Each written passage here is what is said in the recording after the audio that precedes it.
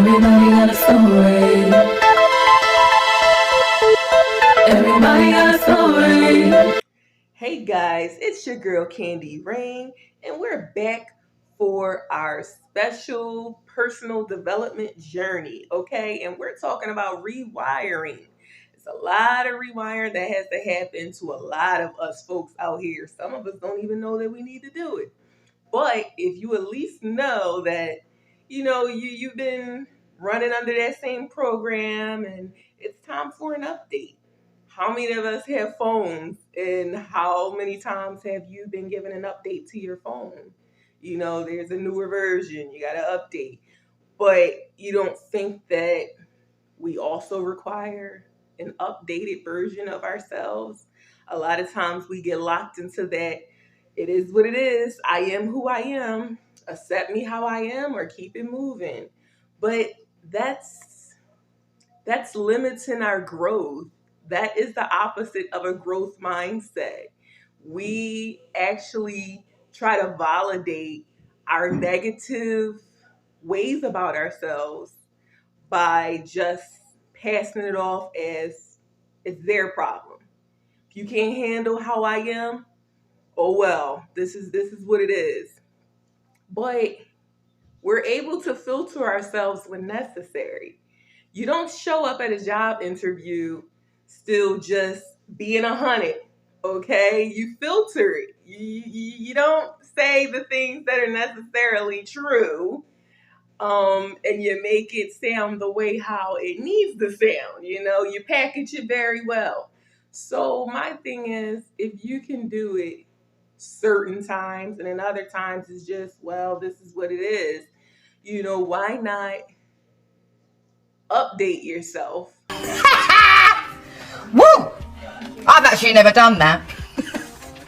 Off is what I say. Okay, first of all, a lot of us are carrying around so much baggage. I know I am. So I have not really done a lot of my uh, work internally that I now see is detrimental. Um, and because when you have a lot of clutter and a lot of fog on the inside, it can put you in a negative state of mind without even realizing that you're operating from a negative state of mind. I mean, I, for the longest time, ran under the program of I'm realistic, okay? And I'm telling you, it wasn't until about 2 weeks ago, okay, that I literally just really, really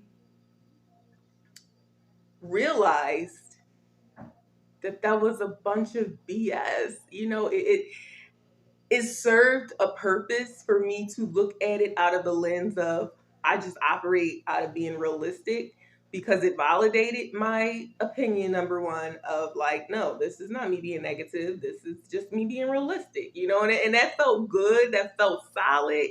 It felt like, that made sense. And in certain ways, I do believe that I was being realistic because the type of world that we live in is in a way where you kind of have to filter out, okay, what are the negative outcomes that can come from this. But when you base every single decision from that point of view, that's literally the definition of pessimistic. And I wouldn't accept it. I'm like, why do you keep calling me pessimistic? I'm not pessimistic. I make decisions off for being realistic. Like, this could realistically happen. I'm just realistic. Like, I just would not shy away from realistic because I guess it sounds better. It feels nicer, like realistic versus pessimistic. Like, pessimistic comes with that negative, energy. And I'm like, I'm not a negative person. So how could I be pessimistic?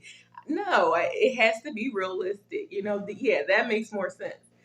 But here's the thing, when I'm looking at every situation, glass half empty, glass half full, I'm going to base my final decision is based off the emptiness, not off of the fullness. And that's literally what pessimistic is. So basically, what happens is if you come to me with any type of opportunity or something that you want us to do together, no matter how many good things or great things that's going on with this plan or proposal or whatever it is that you come to me with, my mind has already started scanning for the negative.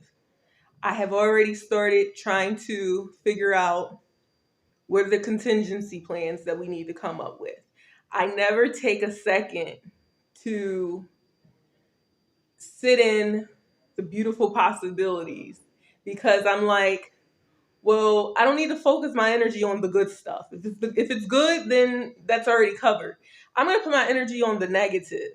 What do we need to plan for? What do we need to, like be concerned about? Like that's where I'm going to put my energy into so that we can avoid any hiccups, and so it's like that's a good thing, like I'm trying to look out for any bumps possibly in the road, but it's like when you really think about it,